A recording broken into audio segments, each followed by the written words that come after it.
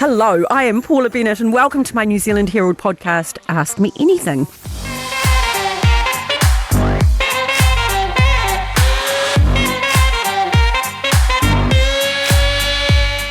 Now, one thing I've learnt in life is it's never too late to learn something new. So on this podcast, I talk to people from all walks of life to hear about how they got to where they are and get some advice and guidance on some of life's biggest questions. I am very excited today to have acting royalty in studio, often referred to as the Queen of Aussie TV, and she was inducted into the Logie Hall of Fame last year. I actually don't mind that the Aussies claim it, even though she's our Kiwi girl, but you know exactly who I'm talking about. Of course, it's Rebecca Gibney. Rebecca's new show Happiness is out now on both 3 and 3 Now, and Rebecca Gibney is with me. Hi, Rebecca. Hi, Paula. How are you?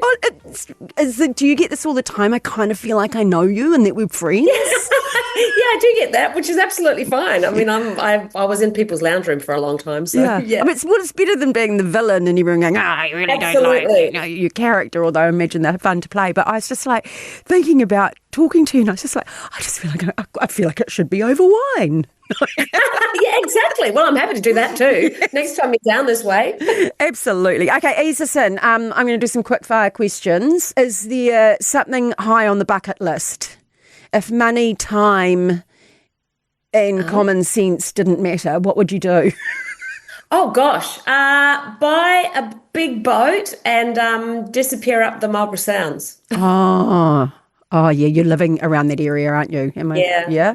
Isn't it just magnificent? So beautiful. And my mum was actually born in Blenheim, and my brother has lived in Nelson for like a gazillion years. So I feel like I've sort of come home in a way. We're like fifth generation New Zealanders, but we started in Nelson. That's where we landed. It's just extraordinary, eh? Absolutely extraordinary. Okay, are you a morning person or a night owl? So I'm kind of like a permanently exhausted pigeon that sort of gets up around midday. Depends. You know what? I'm probably a morning person a bit more these days. I can't last past 9 o'clock. No. As I got older, I became more of a morning person. Yeah, I was a night owl for sure in my 20s and 30s. Absolutely. Well, I used to say 4 a.m.'s for coming home, not for getting up. Exactly. Yeah, that's what it used to be. Now I'm kind of, by 9:30, I'm like, right, ready for bed. Okay, I'm super excited because we're going to talk about your new show, Happiness, soon. But first, I just know everyone's listening because they want to get to know you a bit better. Is it kind of, it's quite funny because we have that Aussie Kiwi thing, and normally we get all uptight about, the Aussies claiming our people as their own. But as I sort of said, for whatever reason, I think I'm just so proud of you as a woman of a similar age and having watched you for all of those decades that I'm kind of so proud that they recognise your success as well. Oh, absolutely. I mean, to be honest, I moved to Australia when I was 19. So I've spent the better part of my life in Australia. I mean, all my closest friends in the world and half my family live in Australia. So I do feel like I've said it before, a Cossie. I'm sort of Kiwi Aussie. I'm a citizen of both countries, and I'm proud of both. But if it wasn't for Australia, I wouldn't have the career that I have. Very, very fortunate. Yeah. Having said that, I'm such a Kiwi girl at heart, Yeah, and you can be both. You can be both. There's none of us that don't have family and close friends that live in both countries these days. So, I think it's just absolutely great. So we have to start with the honour that you received last year when you were inducted into the Logie Hall of Fame. I was watching some of it and it's just, what an amazing story. And the photo of you is just, you look so chuffed. I love it. I was so chuffed. I mean, because initially when they rang and suggested that it might happen, I we all have that imposter syndrome thing. And so my first reaction was, I don't deserve it. And, and no. And, and there's a little voice going, does this mean it's all over? Because then it's totally overwhelming. But then to get to the night and have all these wonderful people say such lovely things, and then my son, of course, to present me with the award, it's definitely up there with my top 10 experiences ever in my life. Yeah. So only 4 women inducted into the Logie Hall of Fame out of. What was I read? I want to say out of 52 or something. Something like that. Yeah, something like that. I looked at it the other day. So in that context, though, I just don't even know what to say. Why, do you think?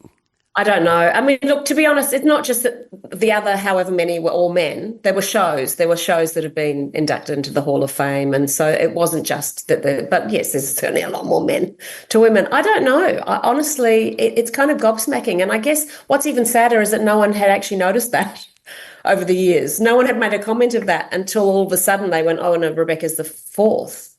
Yeah. And I think we all went, wait, what? But it's also hard for me to poo-poo it and go, oh gosh, that's terrible, because I'm like, well, at least I'm one of four. Yeah. Hopefully that's a sign that, the tide's turning, things are changing. I hope so, because there are some absolutely fabulous Australian women actresses. I mean, come on. Not just actresses, the producers and writers and directors, and in the entertainment industry, there's some incredible females out there, like women that have really pushed through with drama. I mean, yeah, anyway, I could go on about it. Yeah, but I think even as you say now that it's been highlighted means that it does perhaps come a bit more into the consciousness, and that might make a positive difference as well. Let's hope so.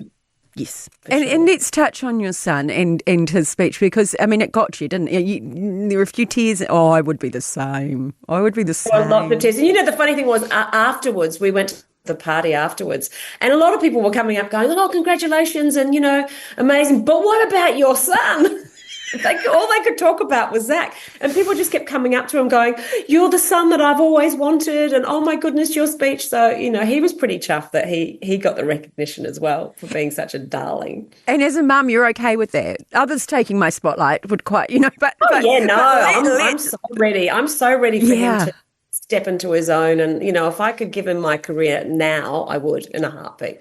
But he'll forge his own, right? And he's going into acting, and is he still studying? He's graduated from Toi Whakaari, so he spent 3 years there. He literally graduated at the end of last year, so now he's out in the big bad world. He's been auditioning for a few things, but it's really tough out there. And so, of course, as a mother and an actor, I'm like, oh God, could you have chosen something, not as hard?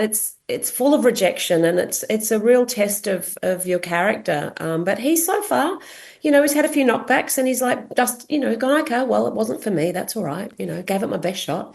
So what sort of advice do you give him? Because it is about that sort of resilience, isn't it? And acting is a particularly hard one, because you feel like you're being well and truly judged about yourself. You can't really blame it's tough, right? Yeah, totally. I mean, I've always, my motto in pretty much life has been, what is for us will not pass us by. So if something is meant to be for us, then you will get it. So, and to not grasp too tightly to something. It's good to want something. It's good to strive for it. It's good to have goals, particularly as an actor. But more often than not, when someone else gets a role, it's because they were right. Doesn't mean that you were wrong. It just means that those people were right. And so I think I've really instilled that in Zach. And his confidence is 10 times better than mine, particularly at that age. At his age, I was just constantly waiting to be found out that I was a fake, constantly waiting for them to, send me home and go, you don't know what you're doing. Whereas Zach's like, get me on that stage. I'm like, he's desperate to get out there. And that's what makes me so proud of him, because he's got that incredible inherent confidence that I certainly never had at his age. Do you think having that sort of the slightly fraud factor and that sort of thing as you describe it, and I've named mine, I call her Mildred. Do you? Yeah. Well, that's smart. See, I should probably do that. Yeah, I call her Mildred, and I say the bitch can just piss off in my head. But I just said it out loud on my own podcast. I'm allowed to swear on my own podcast. Use that. I'm going to find a name that I'm going to find a character too. I think that's very wise, because I still have it now. I mean, having just done Dancing with the Stars, my Mildred came out a lot during that. So I'm going to create a character. That's a great idea. Well, and you'd probably be a bit the same in that I'm such a visual person. So I can literally, if I feel that little nagging coming, I literally picture, I know what she looks like, because right. I've made her up in my own mind over all the years. Oh, she's dumpy with frizzy hair, bad glasses, bossy as hell, sort of wobbles as she walks. And I literally physically walk her in my head. So it's not physically, is it? But I walk her down this concrete path and put her in a taxi. I don't even have a concrete path at home. Like, it's not even my house that I walk her out of. I don't know what's going on. That's so great. That's really good advice. I'm going to do something like that. I mean, my kind of motto over particularly the last 12 months since turning 60, has been, I just want to look after all the younger versions of myself that I treated so badly when I was young. I judge myself so harshly, as we always do. As a 15-year-old, I was like, oh, I'm too fat, my skin's terrible. And, as a 20-something, imposter syndrome. So, yeah, I want to go back and look after all those versions of myself. I think that's important as you get older. Yeah. But do you think that having some of that imposter syndrome actually made you almost work harder and want to prove, if not to yourself, Probably. wrong? Yeah, I always thought it was Yeah. me too, a bit. Yeah, definitely. No, I think particularly in my 20s, because I hadn't trained and because I didn't, I did feel like literally an imposter as far as acting goes. So I made it my mission to just keep learning and keep watching and working really hard. I worked really hard. I was always on time on every job. I've tried to be as easy to work with as possible because more often than not, particularly in my field, it may not be the best actor that gets the role. It's the person that you can rely on. And I was one of those people. So, yeah, and I think because of that, I did get to a point as I got older and older, think, okay, no, I can do this now. But yeah, it was competing with myself, not anybody else. Because you got some of that good advice early on, didn't you, about be on time? Yes, yes. On the set of The Flying Doctors, which is one of my first major roles, Maury Fields, who was a beautiful older legend in Australia, he was the one that kind of gave me that advice. He said, just show up on time, know your lines, and don't be a dick. That's great life advice, isn't it? Great advice. Yeah, because even on that show, there were people that would come and go that were really painful, that weren't on time, and they were rude to crew. And I just watched them going, you're not going to last if you treat people like that. And sure enough, they ended up disappearing because you have to. It's also, my mum's always instilled in me, you treat people as you would have them treat you. It's very, very simple. Yeah, it's not that complicated. My mum was always, there's no excuse for bad manners. That's right. Exactly. Exactly. And we've taught that to our son, and he's, he knows it. He's doing incredibly well because he knows that the first rule of thumb is you treat people well, kindly. It doesn't matter who they are. It doesn't matter what walk of life they come from. You treat everybody the same. Well, I suppose completely different, but exactly the same. When I was an MP and in Parliament, you can imagine some of the terrible behaviour I saw. I bet. Just how people spoke to some of the staff or the expectations they had of what would happen. But a bit like you said, not many of them last. No, of course not. Because particularly I imagine in that field as a politician, but the first rule of thumb, isn't it, is to be charming and treat everyone well. And if you want to keep moving forward, don't you have to get the people on your side? Well, and be authentic, because people might have a view of politicians, but actually people, as you know, can read straight through inauthenticity, and so they would be charming and they would be the most outgoing, but then behind the scenes would treat their staff and other people appallingly. So it was almost worse. Yeah, totally. Yeah. Well, you got out in time then, didn't you? I came out intact, I suppose. Definitely. Look at you now. That's the aim. The ex-Prime Minister always used to say, just come out human and hopefully with your marriage intact. So, I think that's quite good advice as well. Yeah. So you've described yourself in the past as a people pleaser. Would you still do that? Or do you think as you get a bit older, you get a little, maybe you're not? It's fairly inherent in me. I think my mum was a people pleaser as well, and probably still is. I mean, she has a cupboard at home in her little flat that's just full of gifts because she's constantly buying things for people so she can give them away. She'll buy flowers and give them to random strangers. She's incredibly generous in that thing. So I am still a little bit of a people pleaser, but I'm getting better at saying no. I mean, because I've always said yes, in a sense that I'm, yes, I'll do that. Yes, I'll do that. Of course I'll do that. And it wasn't until I think I had therapy in my 30s and my therapist said, so who died and made you God? When was it your job to fix everybody? When was it your job to be the person that fulfills everybody's needs? That's just stupid. What about your own? And it was kind of like a wake-up call. It was like someone turned the light on and I went, because I had been denying myself all those years. I was so busy focusing on what other people wanted that I didn't kind of look after what I needed. Yeah. And I think as you get older, you start to recognize that you have to start looking after your own needs. Life is short. Yeah, I get to the end and go, I didn't do that for myself.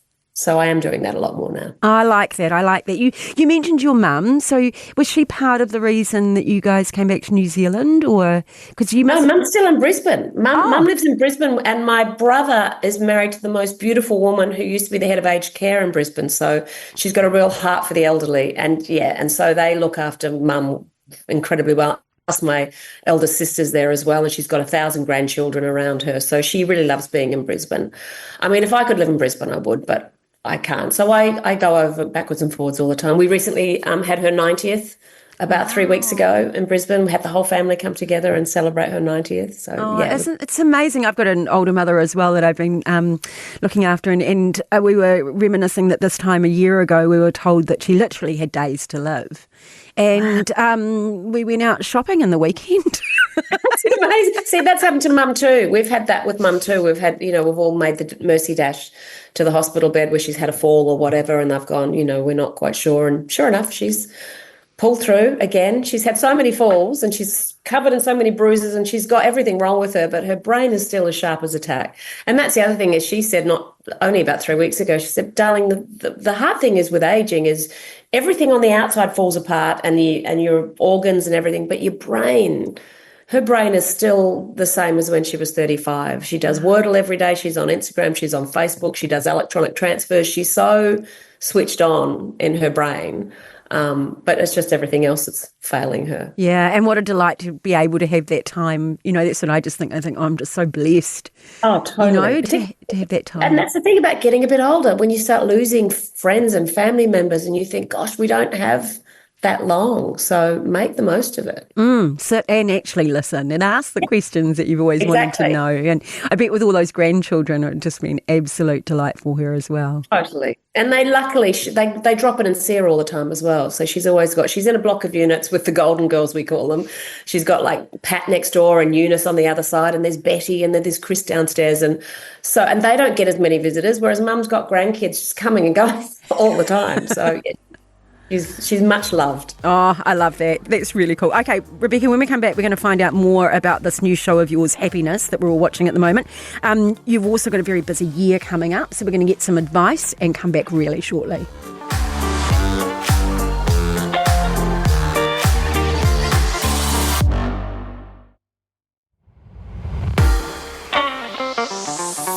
Right, you are back listening to Ask Me Anything, and my guest this episode is the fabulous Rebecca Gibney. You've had such a busy year, but we need to chat about this new show of yours, Happiness. So the final's about to come out, but everyone can just go back if they haven't seen it and look at it on 3 Now and start it. I've written here, all I wanted to start with was, oh my God, that opening scene, episode 1. I know, right? Amazing. Amazing. And it's unlike anything New Zealand's ever produced before. It's extraordinary. I mean, how do we describe it? It's it's pure happiness, and I think at a time I probably just watched Adolescence or something and was sort of wallowing in this depths of sort of darkness, and I turned it on and I just sat there giggling and almost wishing I knew the dance moves. I know. I mean, there was something special about this when because I was doing Under the Vines at the time and everyone was auditioning for this new show, and I didn't even get to read a script. I just wanted to get on board this thing because it was inspiring everyone to sing and dance. And I'm like, what is this? So I sent in an audition as well. And then I got the script, and I remember reading it thinking, oh, this is like the first time I read the very first episode of Packed to the Rafters. I thought this is something so special and so joyous and so timely because of what's going on in the world. We so need a show that you can escape into and want to know the dance moves, and the songs are so uplifting and the casting was brilliant. I mean, everything about the show has magic written all over it. So I was so thrilled to be invited to come and play. So you play Gay. Gay Summers, perfect name. That's what I mean. It's got these little bits of, if I hear Tauranga, it's just for me. Not Masterton, it's Tauranga. Yeah. It's just got these great bits of humour through it that, and particularly if you're a Kiwi, I totally appeal to my sense of humour. But you play the mother, of the son coming back for a supposedly break who ends up staying on. And of course you own Pizzazz, don't you? Which was I'm the president of Pizzazz. Sorry, President of Pizzazz, Tauranga, and we have, I think, 32 tatars. That's the Tauranga Amateur Theatre Awards. It's just, it's so joyous, but it is kind of like New Zealand's version of Glee, but there's also that Schitt's Creek element of, the child that's come back and he doesn't want to be there, and the journey that he has to go on, but also just all this new talent. So many of these young people that are just phenomenal. Yeah, aren't they? And a lot of them haven't been seen before, so I think that's also incredibly exciting.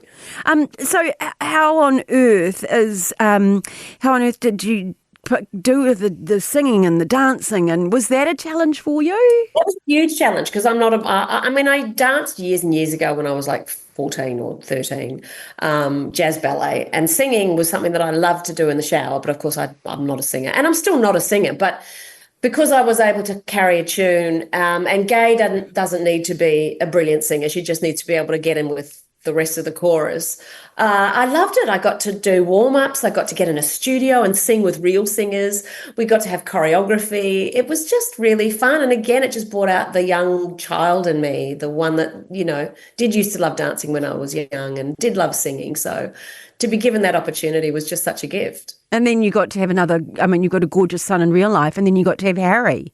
I got to have Harry, and Harry and I we knew each other because Harry wrote for Under the Vines for the last few years, and he's talk about multi-skilled. he can write, he can act, he can dance, he can do everything. He's a showrunner, he's extraordinary. But when we actually physically met, the bond was so instant. He is the most dynamic, gorgeous, delightful human, and we're like mother and son. We are like mother and son. We've become besties, and I'm totally in love with his husband as well. So, like, I'm now their auntie. I'm going to be the auntie too. Well, I'm forcing myself on them because they're about to have a child. But yeah, an amazing young man. Self-allocated auntie of said child coming along. That's what you've done. Yes, self-allocated. Well, no, they've asked me. So. Oh, that's okay.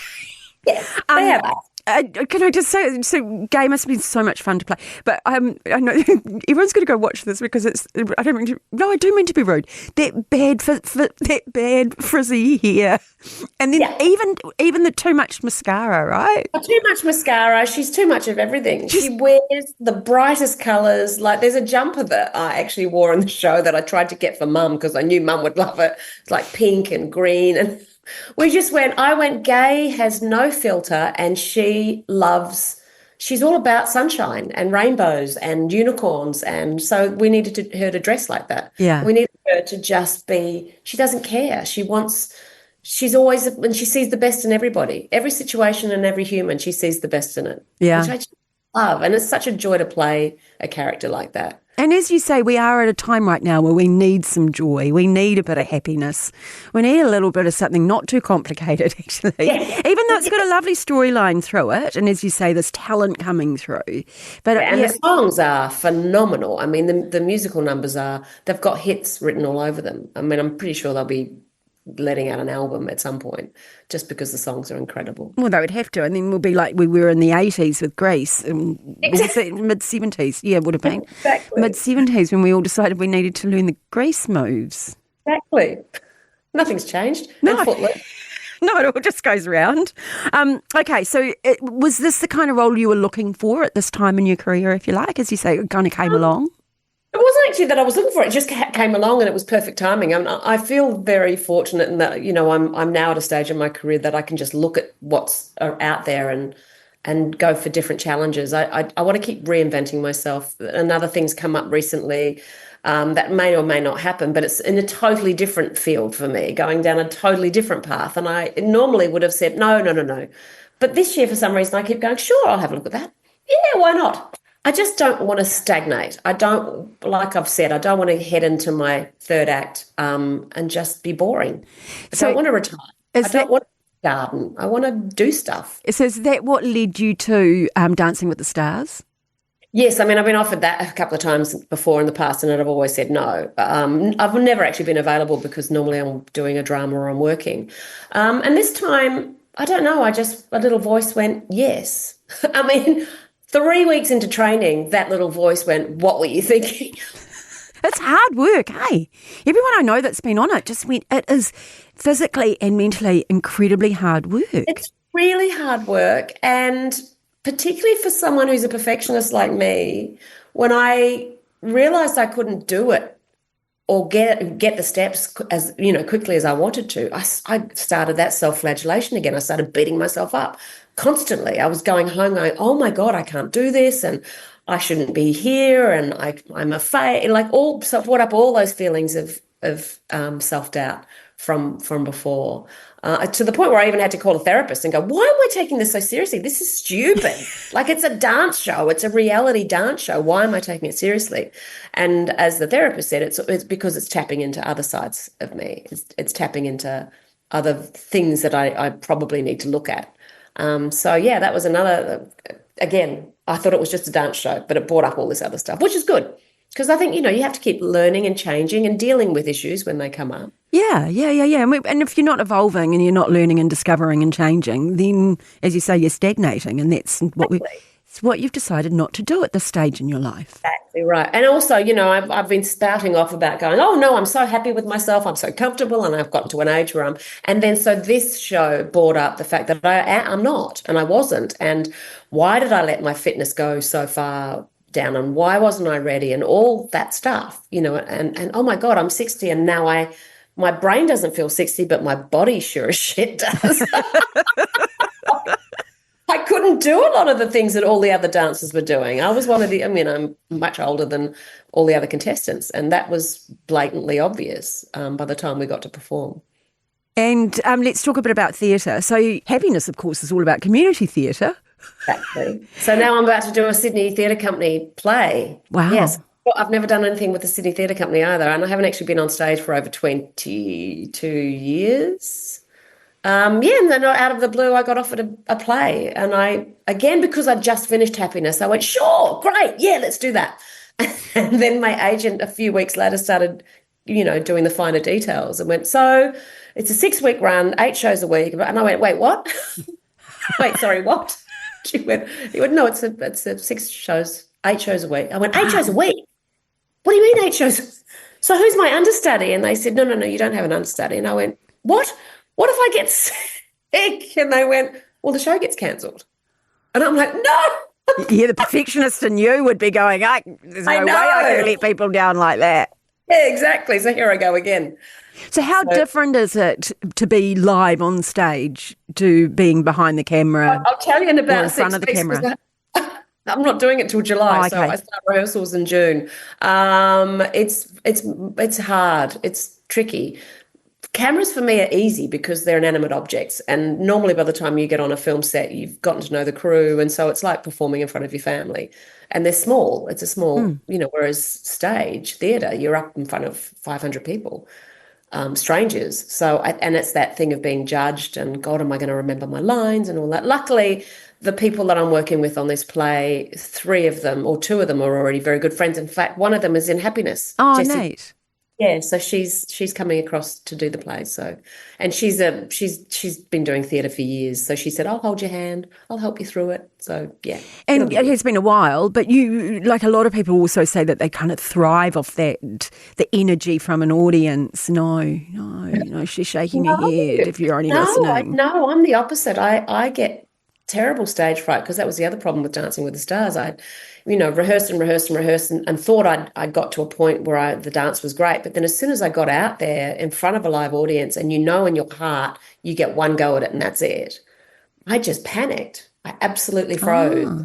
Yeah, it was terrible. So again, I started thinking, oh my God, what am I going to be like doing the play?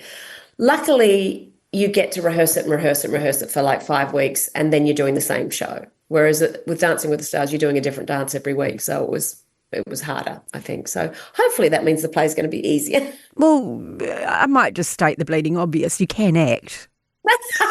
Yes, I can. Yes. And I'm not actually the lead in this either. So there's five of us, kind of all got equal size roles. So I won't be carrying the play, thank No, God. and you will go on stage and act. You know? Yeah, I will. That's my job. Yes. You're playing a character. Look, imagine we know this in politics. I often used to speak to a crowd that were not friendly. You know, like their politics were completely opposite and that sort of thing. I loved it. See, Did you? Yeah. Yeah, I was just thinking how different we are in that way. I almost thrived off it. I would think, I am going to win some of you over. You know, you've prejudged me. And Yeah, but see, now that I've got Mildred in my head, I'm going to do that too with the play. I'm going to think the minute that voice comes into my head that says, you can't do this, I'm going to give her a name. yeah, Send her packing. send her packing, I say. Okay, you've had so many shows last year. Under the Vines, A Remarkable Place to Die, Prosper. This year sounding really busy. Do you love being busy? Do you love the juggle? I do love being busy, but I also love not doing anything. I'm really good at doing nothing as well. So I tend to daydream. When I don't have much on, I can just sit and look out the window, and an hour later I'll come back and go, oh, wait, where did that hour go?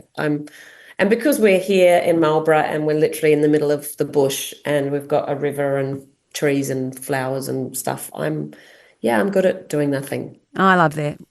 I think that's kind of healthy, isn't it?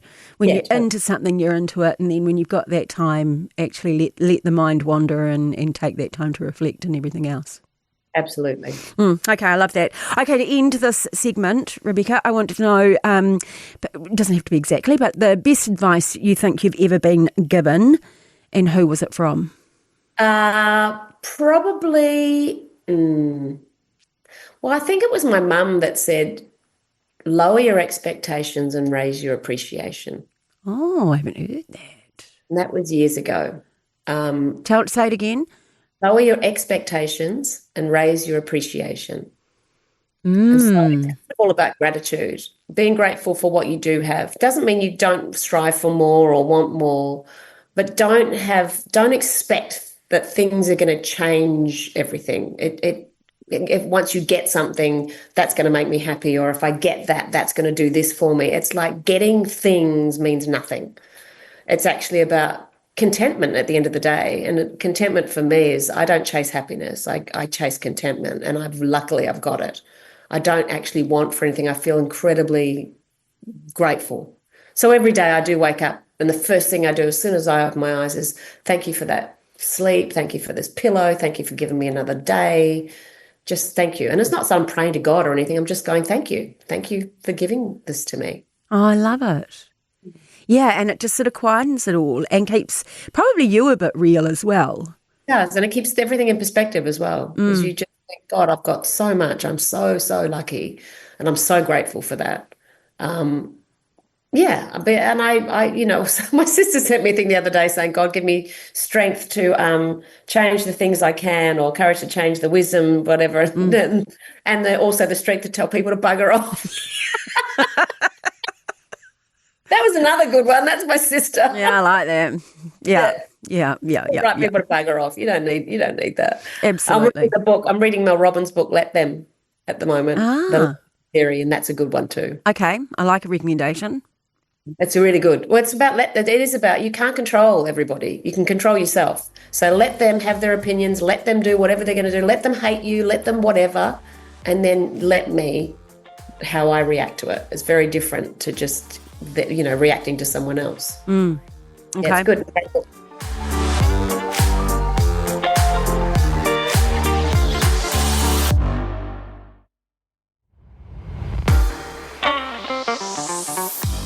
Rebecca, the podcast is called Ask Me Anything, so I've done all the asking, although I feel like I haven't put my own 2 cents worth in there, but if you'd like to ask me something, you can. Otherwise I can just cut the segment. Oh, no, I'd like to ask you, do you miss being a politician? Oh, no. You don't? No. Any aspect of it at all? Well, I was 15 years, so that's, that's quite a long time. And I miss the community, and I was lucky enough that I've probably been everywhere in New Zealand, and I got to see the best of it. So, I'd go into a town and I'd get to go and meet with the kids at the high school, and then I'd go and get to see a community program, and then an amazing small business that's just, out of the blue created a product and is employing people and giving jobs. So I felt I do miss that side of it, because you just got a reach into people's lives. And did you, like when you were little, did you, because when I was young, I wanted to be the first female Prime Minister of New Zealand. Was that your goal when you were young? No. My goal was to not get knocked up, and I managed to do that anyway at 17. So be fair to say...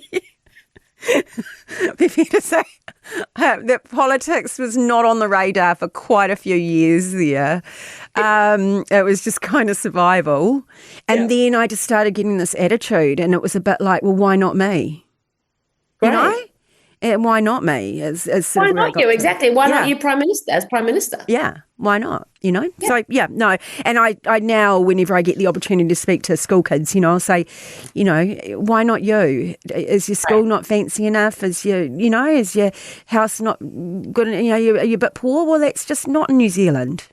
Yeah, great. We don't judge like that. Do you miss some of the shows you've worked on? I miss Packed to the Rafters. They were family, eh? Yeah, they were very much like my family. And I miss Wanted, the show Wanted that I did with Geraldine, because I really miss the friendship that I got with her. And she lives in Melbourne, so I don't get to see her as much. But yeah, there's all sorts of shows for different reasons. Yeah. But you know that they're still going to stay in your life. I mean, I'm still very good friends with most of the cast. Well, actually, all the cast from Packed to the Rafters and Wanted. Well, everybody, thank you, Rebecca. You've been absolutely fantastic. And everybody out there, you need to go and, if you haven't caught it, you just have to go and see Happiness. And then it sounds like in July that we can all make the trip to Sydney and come and see you on stage. So that sounds like fun as well. Thank you so much for your time. You've been absolutely delightful. I've really enjoyed talking to you. So that's it for another episode of Ask Me Anything. If you have enjoyed this episode, please follow Ask Me Anything on iHeartRadio or wherever you get your podcasts. Make sure you check out some of our past guests while you are there. I'm Paula Bennett. Ask Me Anything. Goodbye.